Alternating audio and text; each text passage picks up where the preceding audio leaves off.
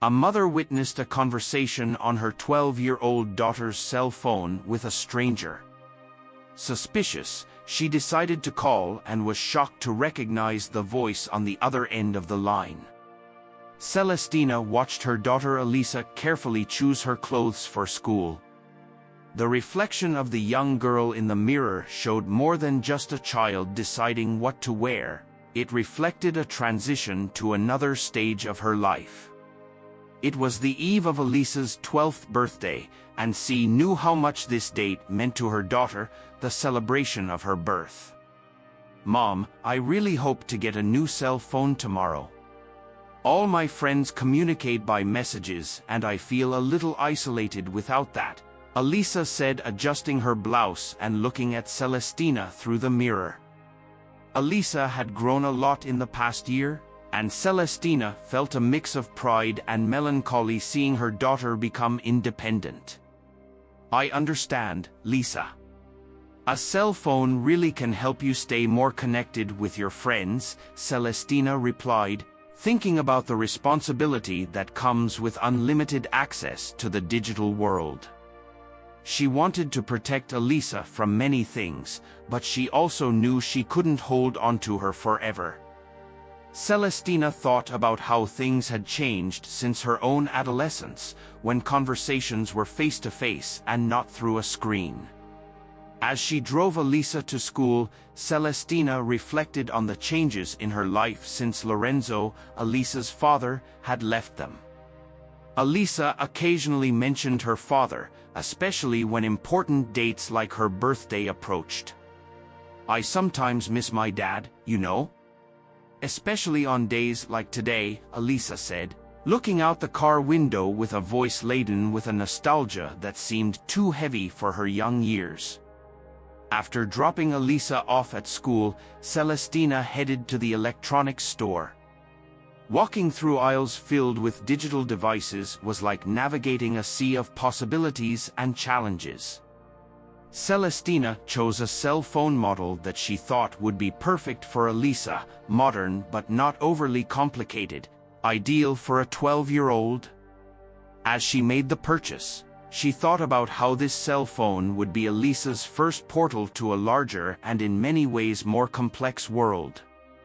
"I hope this gift helps her open up to the world in a way I never could, and I really hope she uses this device for good purposes," Celestina thought, signing the purchase receipt.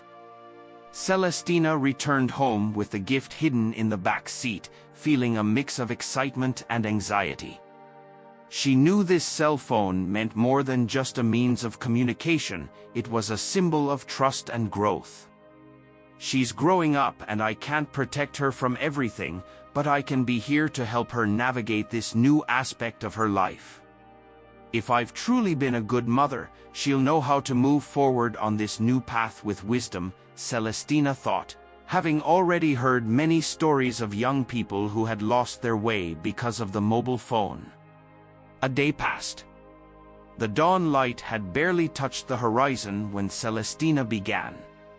"Preparativos para o aniversario de Elisa Ascenderam as velas pequeño bolo que ela tinha encomendado, gesto simples que iluminava sus ojos com expectativa. Feliz aniversario, querida.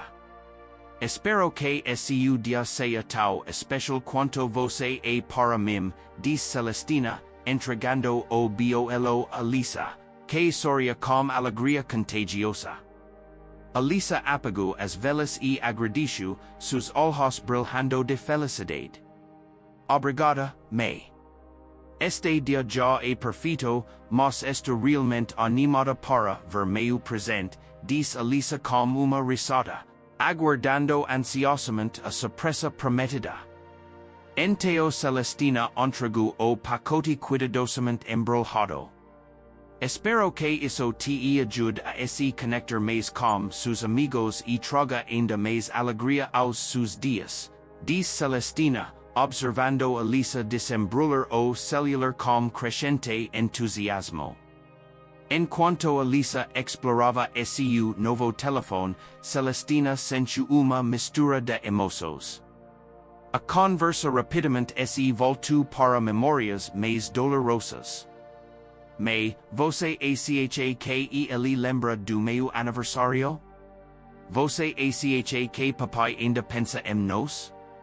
Alisa perguntou, sua voz vacilando com sutil vulnerabilidade. Celestina suspirou profundamente antes de responder. Não sei, Alisa, mas lembrarse, sempre temos uma a outra. E isso é o que mais importa. Ela respondeu enquanto sua mente começava a vagar para dias mais sombrios ao lado de Lorenzo. Era uma noite chuvosa alguns anos atrás, e Lorenzo estava chegando em casa tarde como de costume. O som de suas chaves na fechadura era sinal para atenção que logo encheria o ambiente. Onde você estava?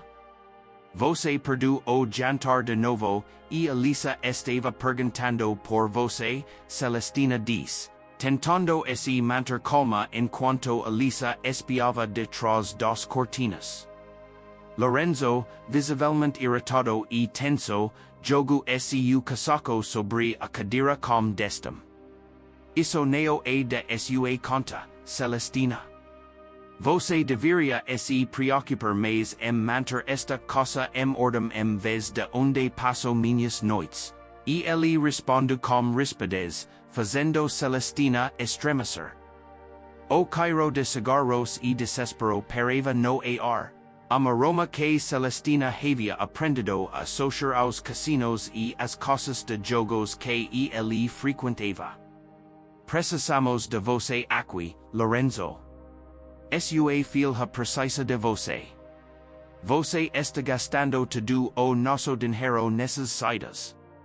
O que vai restar para ela? Celestina argumentou, sua voz sufocada pela frustração e pelo medo de futuro incerto. Alisa, ainda escondida, segurava o tecido de cortina, sentindo cada palavra como uma onda quebrando sobre ela. Lorenzo riu amargamente, som que ressoava com amargura. Você realmente acha que não sei o que estou fazendo? Este dinheiro nos tornará ricos, Celestina. Você deveria ser grata por eu ter a ambição que claramente você não tem, e ele disparou, suas palavras cortando como facas. Anger was quickly transforming into a storm that filled the room. The flashback faded as quickly as it had begun, and Celestina returned to the present, feeling the weight of memories in her heart. Alisa, observing her mother's somber expression, took her hand. Everything's okay, Mom. We're okay. We're together now, Alisa said, trying to bring comfort. Celestina smiled at her daughter, grateful for her strength and presence, a balm for the wounds of the past that still surfaced on days like today. Returning to the present days after receiving the new cell phone as a birthday gift, Alisa wasted no time exploring all its features. Within a few days, she set up her accounts on social media and made several photo posts of the city, excited about the possibility of connecting with her friends and maybe making new ones. At that moment, a profile with no photo and little information began following her posts and soon sent a message. Hi Alisa, I've noticed you really enjoy photography. Your photos are amazing. Do you have a favorite place to capture those images? Wrote the mysterious man. Flattered by the interest in her passion for photography, Alisa responded without hesitation, Hi. Thank you so much. I really love photography. One of my favorite places is the city plaza, especially during sunset. And how about you? Do you enjoy photography? It would be great to find someone who shares the same passion as me, Alisa typed, intrigued and eager to share more about her hobby. I love photographing mainly natural landscapes and urban scenery. The plaza is truly a beautiful place. Do you often go alone to take your photos? He asked, maintaining a friendly tone but with a curiosity that seemed a bit more personal than usual. Alisa felt a bit more cautious but still replied, "Yes, sometimes I go with friends, but I like going alone. It's my moment of peace, you know? It's when I really feel connected to the environment around me, and I really enjoy doing that during weekends in my free time." As weeks passed, the conversations between Alisa and the man became constant, almost every night. Alisa stayed up late responding to messages, laughing alone at shared jokes, or discussing various topics.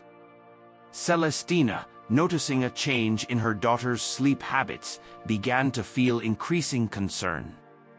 Alisa seemed increasingly tired during the day, and her phone sessions grew longer. One particular night, as Celestina watched Alisa doze off with the phone still in her hand, she remained awake, reflecting on the situation. This relationship is becoming too intense, too quickly, Celestina thought, feeling a knot in her heart. I need to protect her, even if she doesn't understand it now. Determined, Celestina concluded that confiscating Alisa's phone overnight before she went to bed was necessary.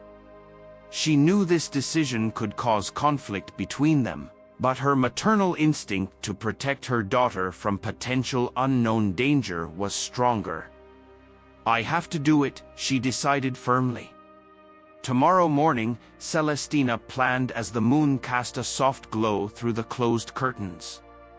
"I need to better understand who's on the other side of that screen before things progress any further," she thought.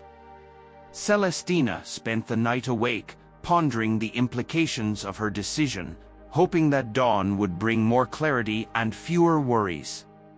As the sun barely rose on the horizon, Alisa was already on her way to school, the new cell phone firmly grasped in her hand.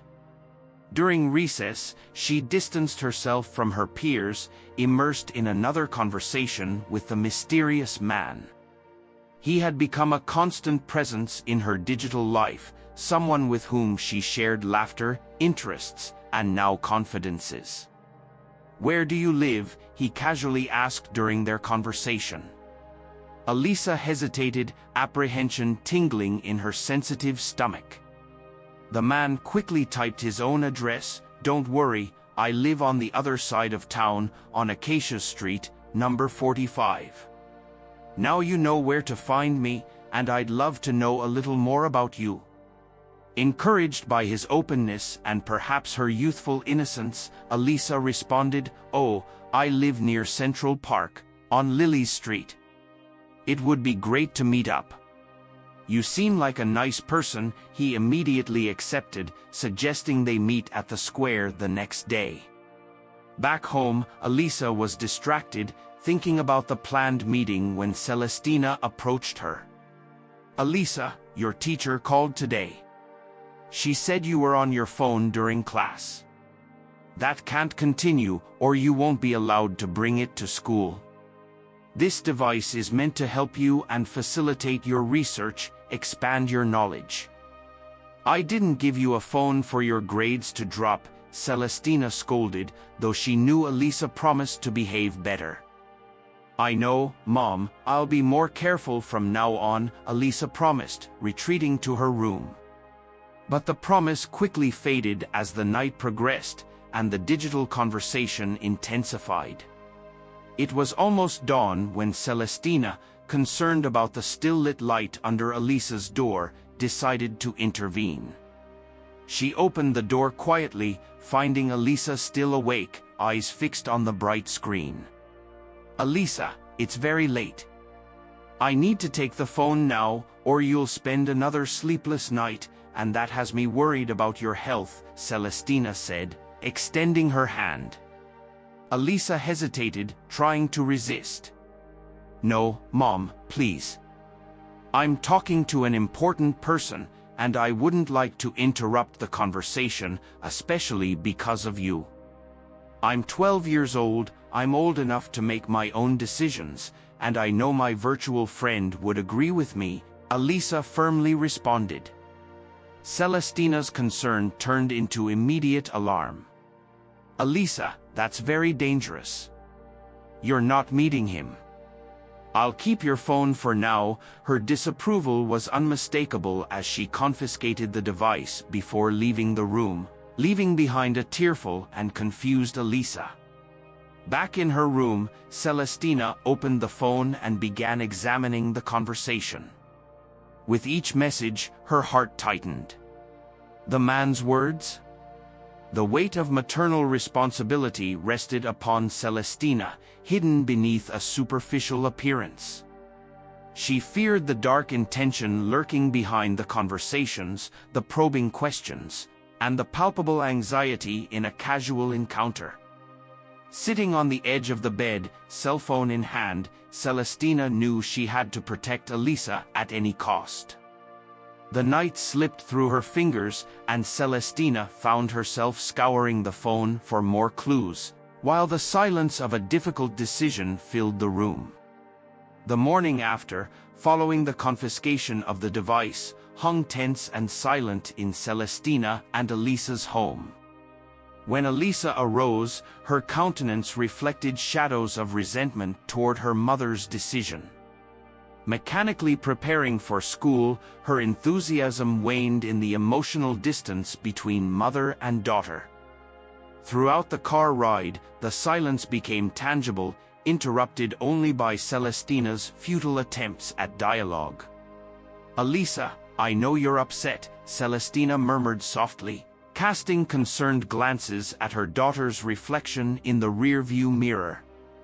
Yet Elisa remained oblivious, lost in her own thoughts, perhaps contemplating a future without her mother's restrictions.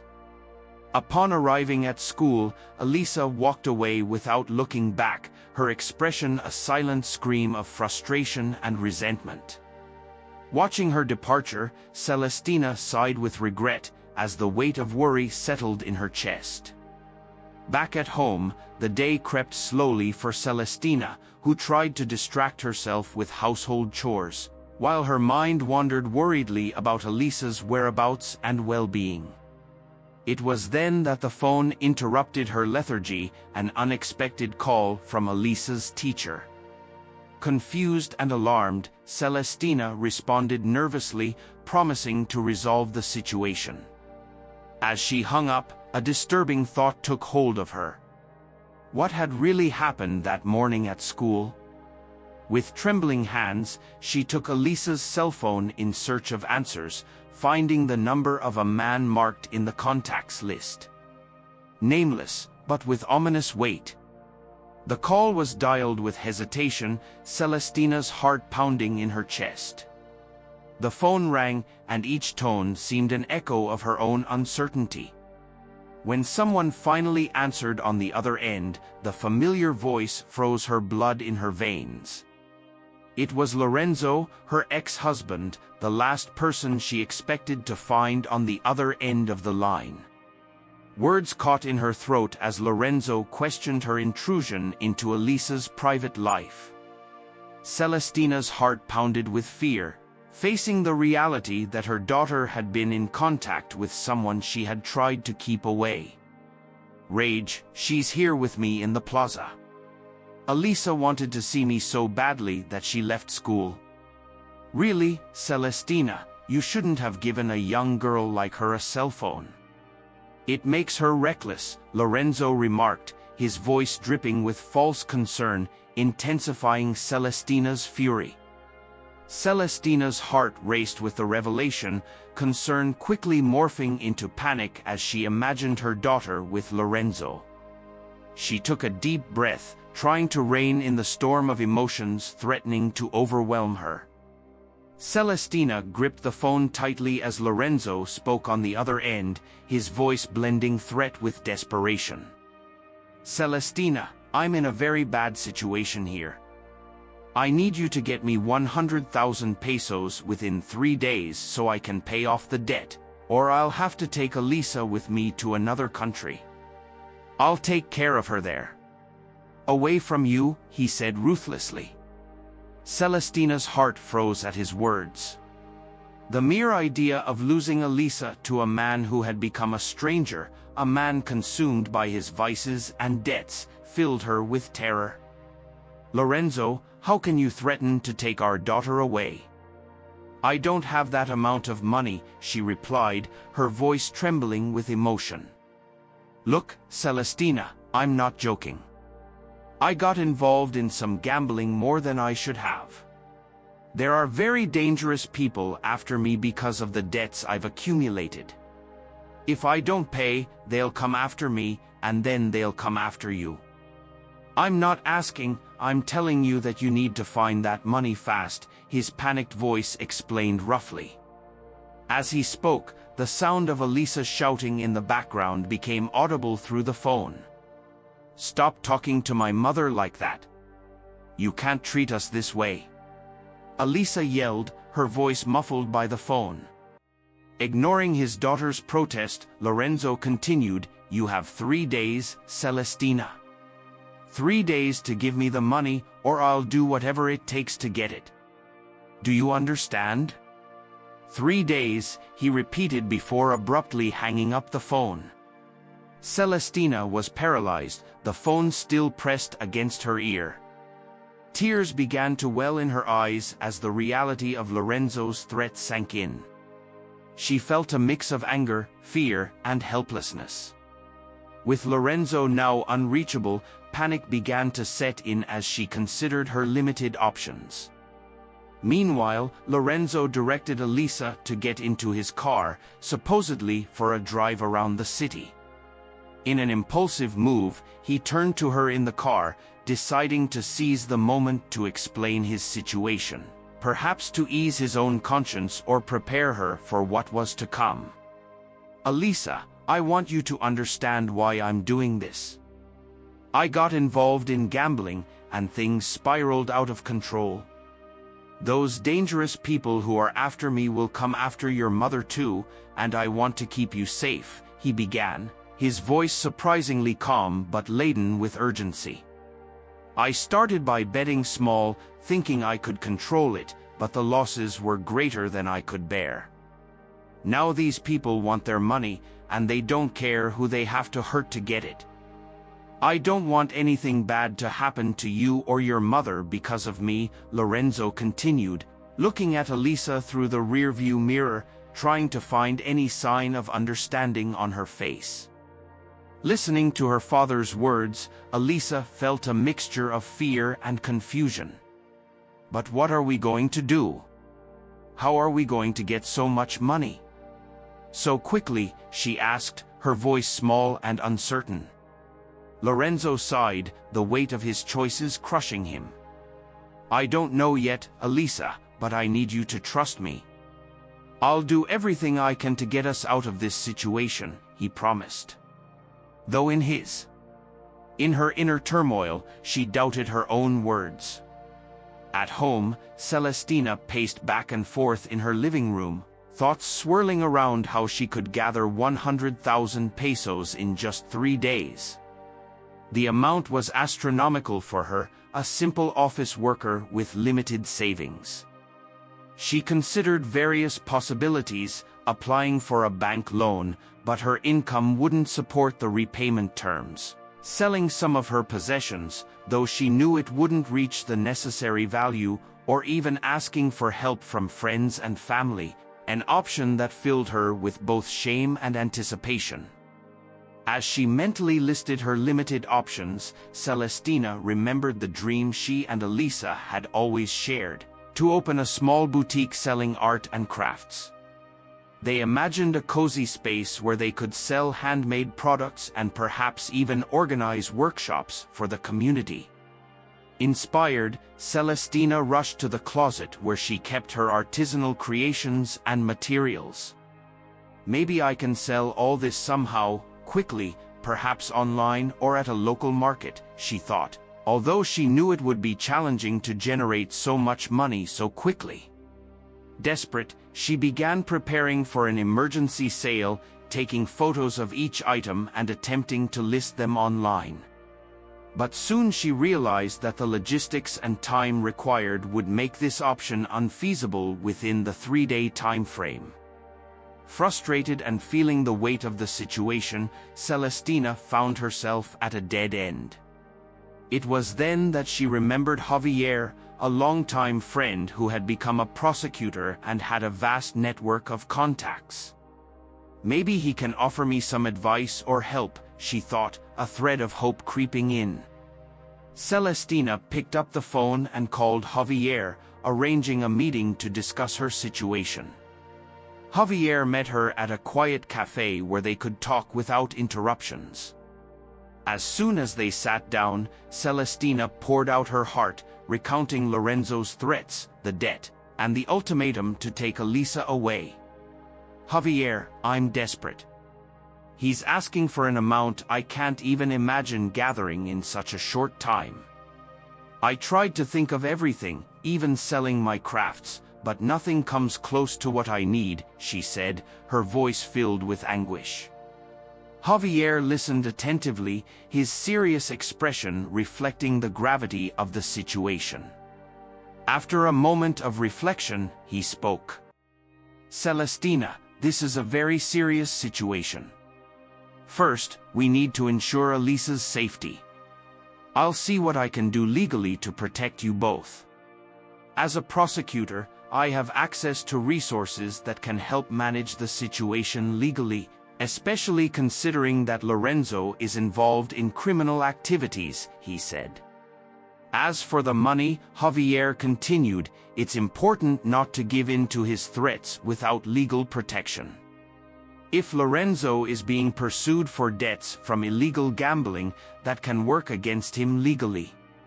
We can use that to our advantage to negotiate with the authorities and ensure that he is held accountable without putting you or Elisa at risk." Celestina felt a temporary relief upon hearing Javier's words, comforted by knowing that she had the support of someone with knowledge and access to legal mechanisms. "Thank you, Javier. I was so lost. I didn't know who to turn to," she said, gratitude evident in her voice. "That we can do something legally to protect Elisa gives me hope," she said, her voice still trembling but slightly firmer now. Javier placed his hand over hers in a gesture of support. "Don't worry, Celestina. I'm going to start working on this immediately. Let's gather all the necessary information and devise a strategy. Lorenzo needs to understand that he can't just use her as a bargaining chip to escape from his own bad decisions. Plus," he added, "I'll contact the police and inform them about the situation. If Lorenzo is involved with dangerous people due to illegal gambling, that's something they need to investigate. This can help alleviate the pressure on you and Elisa while we handle the legal matter." Celestina nodded, feeling a bit stronger by Javier's presence and actions. "Thank you, Javier. I don't know what I would do without you right now. I feel like my world is crumbling with my daughter next to that man again, from where I struggled to get her out," she said sincerely, grateful. Javier smiled, conveying confidence. "You did the right thing by reaching out to me, Celestina. We'll do everything we can to resolve this. You and Elisa aren't alone in this fight. And I'm sure everything will turn out fine in the end," he assured her, his commitment evident. With that plan in motion, Celestina felt like there was finally a path to follow, a path that could lead her to protect her daughter and restore peace to their lives despite the threats still looming in the air. She was almost home when the cell phone rang, parking hastily, her heart pounding hard upon seeing Lorenzo's name on the screen. Hesitant, she answered, and Lorenzo's voice was immediately followed by the muffled sound of Elisa in the background. "Lorenzo, what's going on there? Where are you, and where is our daughter?" Celestina asked, trying to control the panic in her voice, still unable to believe in all of Lorenzo's cruelty, reminded by Elisa's absence and her energy at home.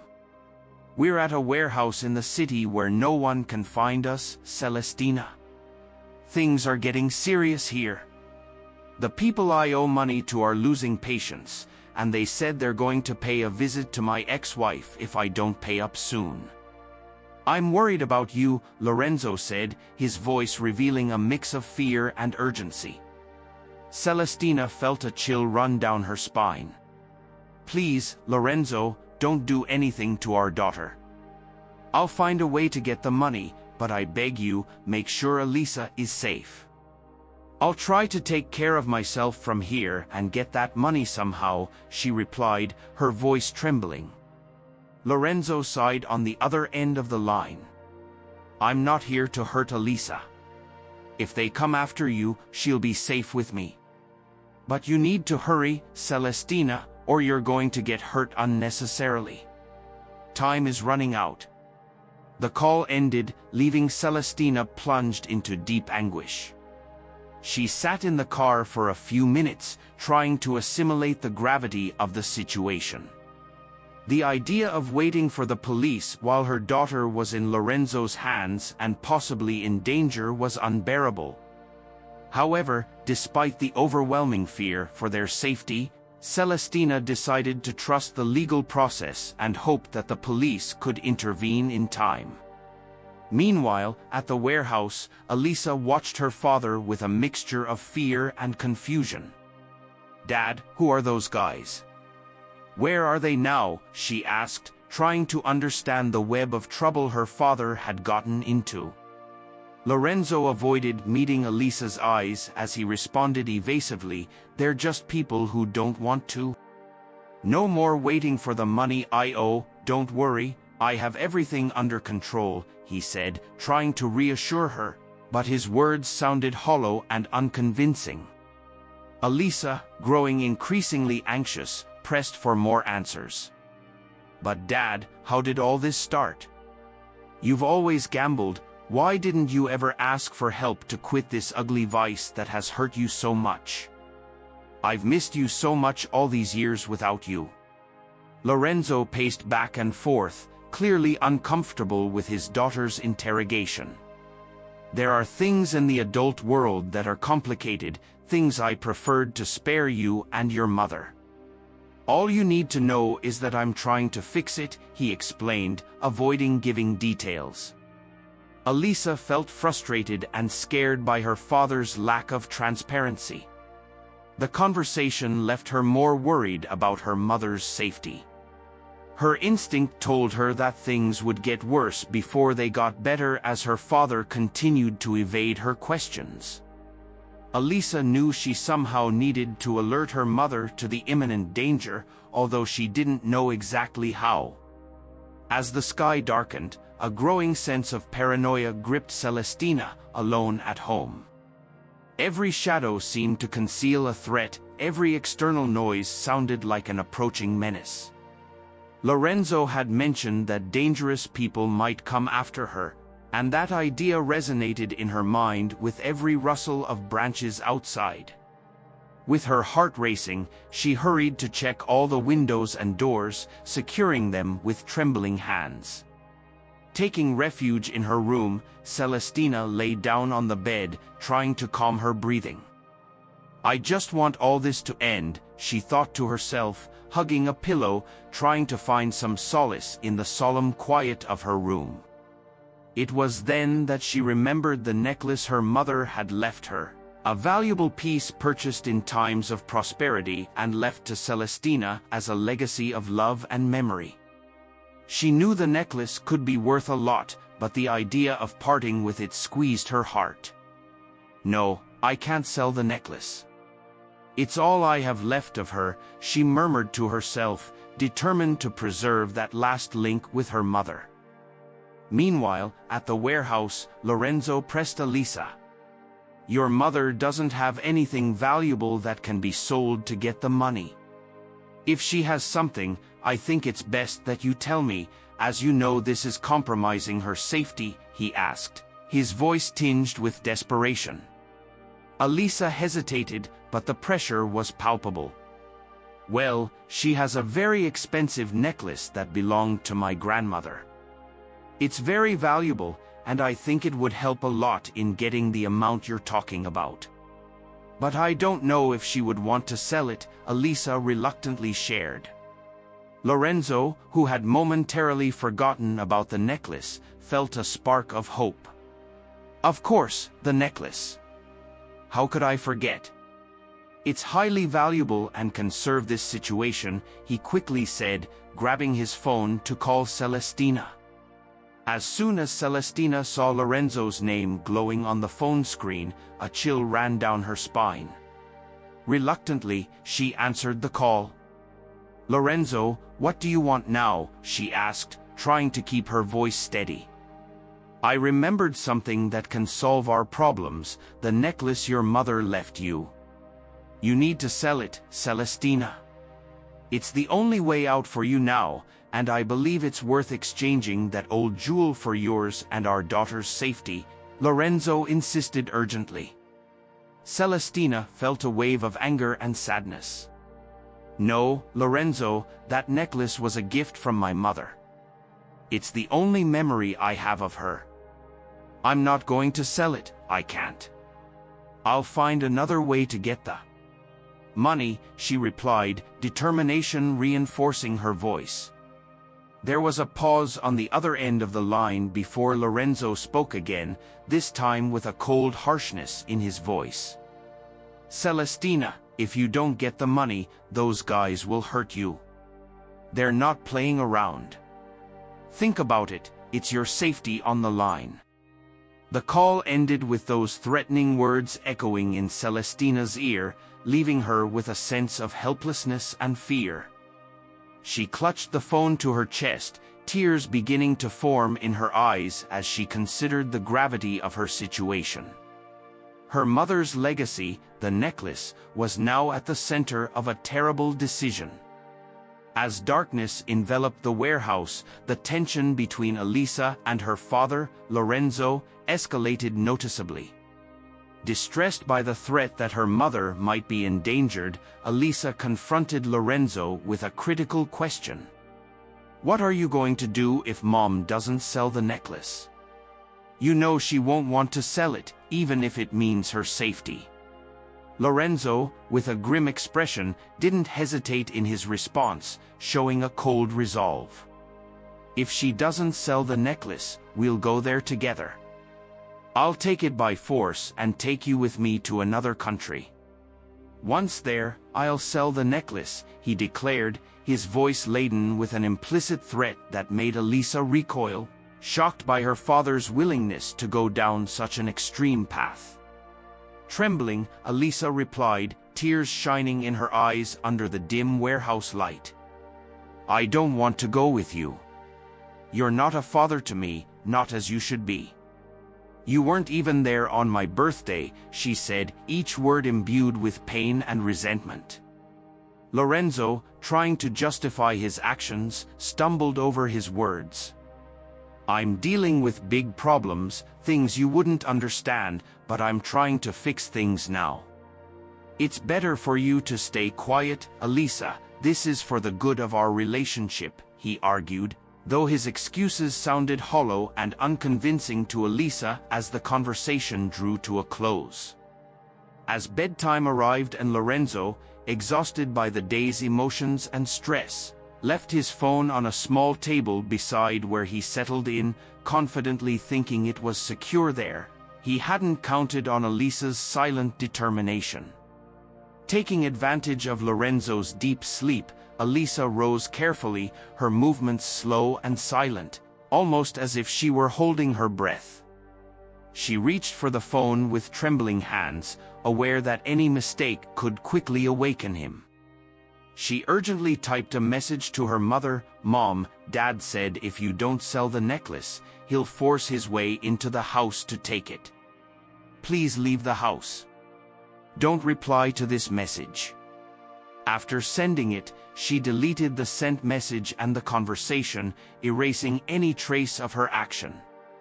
Carefully, she placed the phone back exactly as it was and returned to her place. Just as she was about to lie down again, Lorenzo began to stir.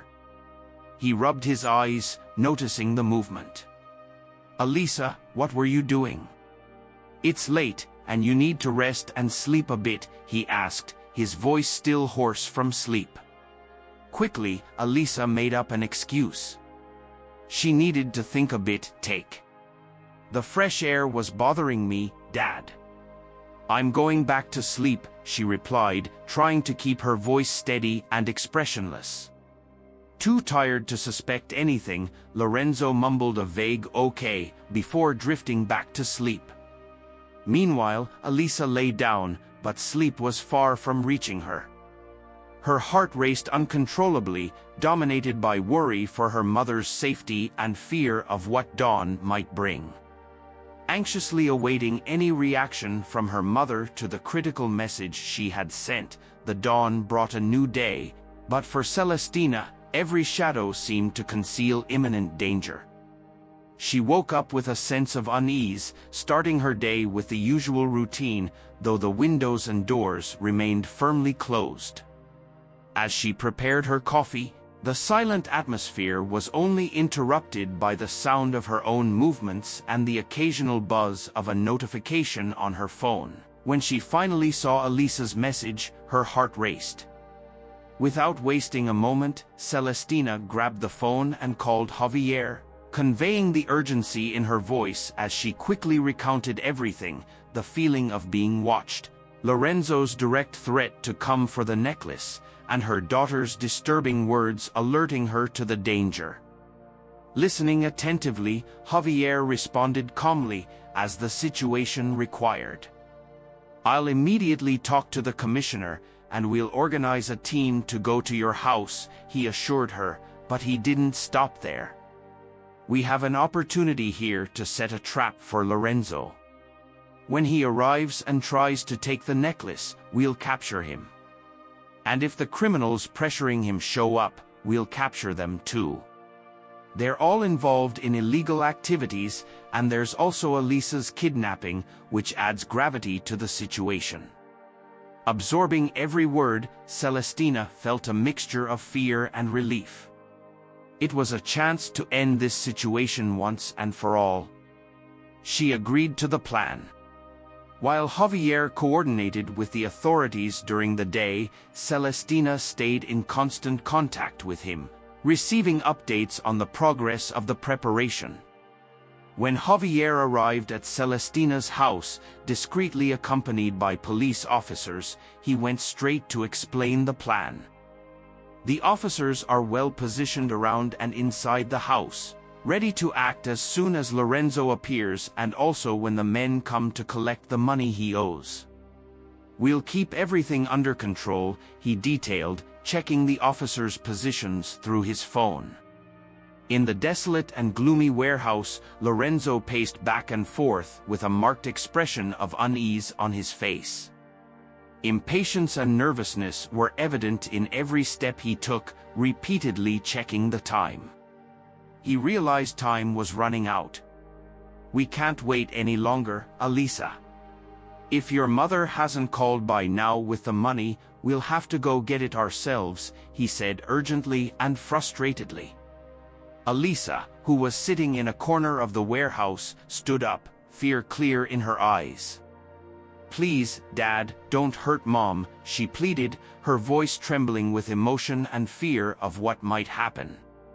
Lorenzo sighed, a gesture showing his reluctance to involve his daughter in such a dangerous situation, but he felt he had no other choice. "Let's go, it's time to resolve this once and for all," he said, signaling for Elisa to follow him to the car. In the car, Lorenzo drove at an alarming speed while Elisa beside him gave instructions to reach the house. Celestina's journey was shrouded in tense silence, only occasionally interrupted by Elisa's instructions. The fear that something terrible might happen to her mother consumed her from within. Upon arrival, Lorenzo parked the car a little away from Celestina's house. The street was quiet, and there was no indication of police presence. Holding Elisa's arm firmly, Lorenzo walked towards the front door, determined to enter and take the necklace by any means necessary. However, as soon as Lorenzo opened the door and took a step inside, a series of rapid movements occurred. Police vehicles, previously hidden for hours, emerged, and officers emerged from their hiding spots. One of the officers quickly approached Lorenzo, grabbing him by the arms, exposing Javier, who was among the police officers, advanced with authority. "Lorenzo, you're under arrest. There's no use resisting or attempting anything reckless." "There's no way out," declared Javier, maintaining a firm and controlled tone of voice. Now handcuffed, Lorenzo looked around, visibly disturbed and furious. "You have to let me go. I didn't do anything. I was just with my daughter, and there's nothing legally stopping me from being by her side," he argued, trying to find a loophole for his defense. Unconvinced, Javier calmly responded, laying out the facts. "Celestina told us everything about the kidnapping, the threats, and your attempt to steal the necklace. The accusations are serious, Lorenzo, and we won't let you walk away unscathed after all these crimes." It was then that Celestina, who was observing the scene from a safe distance, stepped forward, her concern still visible on her face. "Lorenzo, and the men who are after you, were they coming here tonight?" she asked, her voice tense, trying to fully grasp the gravity of the situation and the still potential danger at her doorstep. In the tense silence that followed Celestina's question, Lorenzo let out a bitter laugh, his eyes gleaming with malicious disdain. "You're truly a coward, Celestina. There was no one after me. It was all a lie to deceive you and get money to get my visa and flee the country. There's no debt. I quit gambling a long time ago," Lorenzo revealed with cold cruelty. Continuing, each sentence more venomous than the last, he accused, "I thought Elisa would help, but she only interfered. All of this is your fault. You hated me. You were the reason I left." That's when Javier intervened, his posture rigid and his voice charged with moral authority. "You have no honor, Lorenzo. You've dishonored your own family in an unforgivable manner. You don't deserve to be near Celestina and Elisa. Now you'll stay away from them where you can't do any more harm, in jail," declared Javier, each word marked with a disdain equal to that shown by Lorenzo. The officers approached to take Lorenzo away. Before they could escort him out, Celestina stepped forward, her voice firm and clear, cutting through the air like the crack of a whip. "I don't regret ending things with you, Lorenzo. You're sick. I don't want you near Elisa ever again," she said, her words laden with an irrevocable purpose. The officers then grabbed Lorenzo by the arms, beginning to lead him out of the house. He tried to resist, but the officers' firmness was unyielding. As he was taken away, Celestina and Elisa embraced, a moment of relief and reconnection after the whirlwind of emotions. In the embrace, Celestina whispered, her voice choked with emotion, "Forgive me, Elisa. Forgive me for not taking care of you properly. I've been an irresponsible mother. And you wouldn't forgive me if something had happened to you," the plea. The apologies were a reflection of his guilt for everything Elisa had gone through, and the embrace signaled forgiveness and unity within the family. Now back in the safety of home after the recent turbulent events, Celestina also took the opportunity to bring up a decision she had been considering for some time. "Daughter, I finally decided that I'm going to sell the necklace that belonged to my mother. This whole situation has made me realize its true purpose with me." Surprised and somewhat reluctant, Elisa argued that the necklace was more than just an object. It was an inheritance of invaluable sentimental value. "Mom, that necklace is important. It's a piece of grandma that we have with us." "You don't need to sell it," Elisa said, her voice tinged with sadness. Celestina, gently holding Elisa's hands, shared a new perspective, one she herself had taken time to accept. "I know, dear. That necklace is a treasure, but it wasn't meant to be kept in a safe or hung around a neck. On rare occasions, your grandmother, my mother, always believed that we should use what we have to fulfill our dreams, not just to preserve things as they are. She would have wanted us to use that necklace to open new paths, to create something new, and only now do I see it." Moved by her mother's sincerity and clarity, Elisa began to understand the intention behind the decision. In the following days, they took the necklace to a trusted appraiser, and with a heavy heart, agreed to sell it. The sale of the necklace raised a significant amount, more than enough to start a new venture.